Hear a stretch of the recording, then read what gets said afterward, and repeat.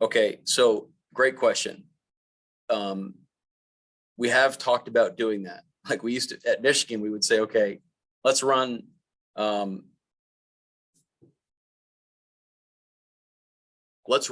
what we called nail, which is the mic and the same mic in the nickel, and let's just run it at every front we got.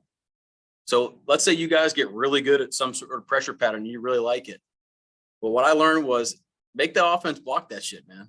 You know, make them pick it up, make them figure it out. So if that's something you want to do, I think that's good ball. And you're executing pressures fast, and don't give the offensive line too much credit. You know, if you're blitzing the way that you're supposed to blitz, then you're rolling. I mean, one thing I learned at Michigan is we should have blitzed a lot more. I gave protections too much credit, and our guys are really good blitzers. We should have let them go more, but we had great edge guys. So, you know, they did a great job as well, marrying the rush and the coverage. But the other philosophy you can have going in is saying, hey, look, we're going to live in these two fronts all third down. We're going to practice it that week, all week. And we're going to give this, I mean, it wasn't the case for the Bills game, but you say, hey guys, you give them the drawing. We're going to live in this front right here. Okay. And out of this front, let's call it, I found this on the web. Let's call it rush. Okay. We're going to live in this front. We have 6 guys on the line of scrimmage. Well, out of this look right here, okay, we could bring the mic and the nickel. Okay. We could bring the nickel and the dime. We can bring the dime inside and run a twist.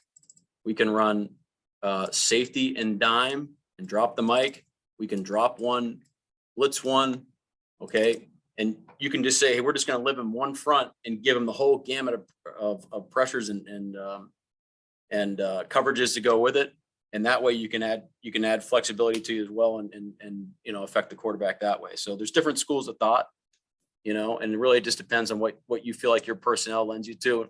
I found that it's easier to go in with not as many fronts and the guys and try to make everything look the same, and then try to build your pressures that you want based on the situation out of those minimum fronts going into each game. All the same pressure. And this is Michigan, but it's just as a fancy look, but all it is 4 down.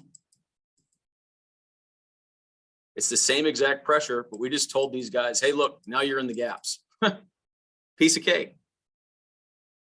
And it's a completely new pressure for the offense. Now they're not going against Michigan and Ravens tape, but it just gives you the flexibility, you know, to affect this guy and make him make a bad decision. Well, we still want to pressure the same guy. Okay. We still want to pressure this guy right here in the weak side B gap. Well, instead of just blitzing through the gap now, well, just in like an Abel or a Baker, now let's add a twist to it. Let's add some sort of pick. So let's start to layer this thing. Okay.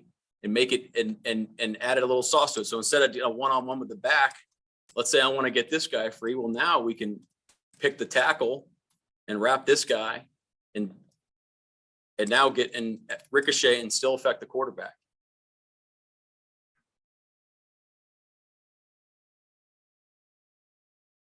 Okay, but you look back in the coverage, what do you see?